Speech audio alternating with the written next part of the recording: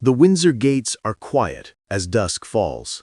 There is no fanfare tonight, not for a royal, not for a legacy. But deep inside the walls golden with history, memory ripples. The name Diana still hangs over the firm like a promise and a question. And beside it stand two sisters, Sarah and Jane, keepers of dignity, restraint, and silence. They seldom appear in headlines. They seldom speak. Yet their presence hovers in every telling of Diana's story, a quiet weight that shapes how the world remembers her. What do they hold? What did they bear? Why did they choose silence? The contrast between Diana's life and her sister's is profound. Diana was destined for public spectacle. She married a prince, mothered heirs, captivated the world. Her life was performed in public, her joys and pain on display. But Sarah and Jane remain private. They have no royal titles, no houses to lead, no biography lines to sell themselves. Their domain is memory, legacy, and the space Diana left behind. Sometimes memory demands voice. Sometimes it demands silence. And in their silence, the sisters hold authority, fragile, modest, enduring. The story begins in youth. Diana, Sarah, Jane, three women bound by family, by love, by expectations. Diana, crowned by fate and tragedy. Sarah, by choice, lively, outspoken, daring to flirt with royal closeness. Jane, quietly loyal, sentinel of continuity. Each sister holds a piece of Diana's myth, a shard of her grief. Diana's relationship with Sarah was intimate, sibling to sibling. The public sometimes recalls that Sarah once dated Charles before Diana. Whether true or embellishment, the story links their destinies. In interviews, Sarah has spoken of her sister's pain, her courage, her contradictions, but always measured, always cautious. Jane, more reticent still, has offered public tributes, family readings, occasional remembrances. Never gossip, never assault. When Diana died in 1997, the sisters were thrust into roles they had not asked for.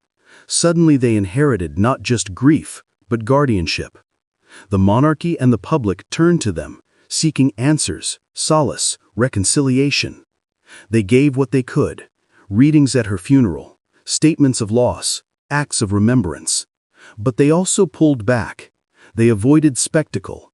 They let other voices speak. Over time, the silence becomes part of the story. Tabloids create narratives, rumored confessions, secret letters, tearful breakdowns. Videos claim Sarah breaks down at 61, confirms rumors, but no reliable source supports those scenes. No camera caught them, no interviewer recorded them. The rumors echo, not because they are true, but because silence invites speculation. Still, stepping toward legitimacy requires occasional visibility. Sarah occasionally gives interviews. She writes. She supports charities. She appears at royal events when invited. She frames her narratives as caution, apology, reconciliation. Her tone is softer now. Her public statements are shorter. She steps lightly on the stage, but when she walks in front of cameras, she carries a heavy history. And yet, the world watches for the moment she slips, the moment the past intrudes. The resurfaced email about Epstein, a document in which she calls him a supreme friend and apologizes, rips open old wounds. Charities sever ties. PR experts brand her as toxic. Her attempts at rehabilitation are disrupted. A lifetime of half-steps undone by one email. But even then, she does not collapse. She stands in the public eye, limping but upright. Sometimes that is the measure of return. Jane, by contrast, is more distant. She rarely gives interviews. She is more subtle in engagement. Yet, she remains Diana's sister to the end, carrying her memory in gestures, readings, attended memorials, quiet support for family. Her restraint suggests that her influence is less flashy, but perhaps more durable. Which brings us to the question, can Fergie ever return? Return not as scandal's shadow, but as a woman accepted, tolerated, even embraced within the royal fold. To return, she must navigate several gauntlets. First, narrative. She must offer a version of herself that is consistent, predictable, and low risk. She must avoid surprises. She must quiet tabloid drama.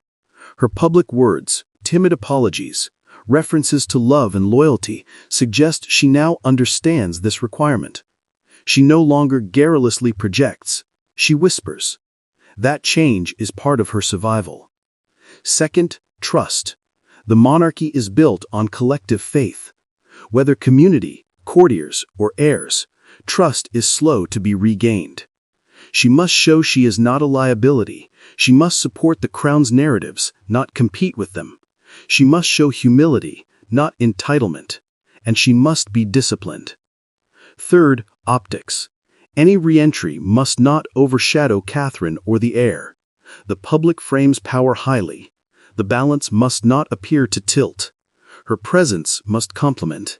Permissible, but secondary. The shape of her return must respect the hierarchy she once flirted with. Fourth, patience.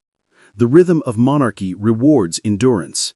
She must wait for openings, not force them. A coronation, a memorial, a garden party. These may provide soft entries, not the palace throne room. She must gradually reaccrete visibility. We glimpse hints of this approach. Occasional attendance at major family events, reserved portraits, minimal commentary. The palace gives no enthusiastic welcome, but it permits shadows. The invitation exists, sometimes in practice, if not full access. But even as she attempts re-entry, the past looms. Each error is magnified. Each resurgence brings fresh scrutiny. If she reverses course, missteps again, the return will be instantly rescinded.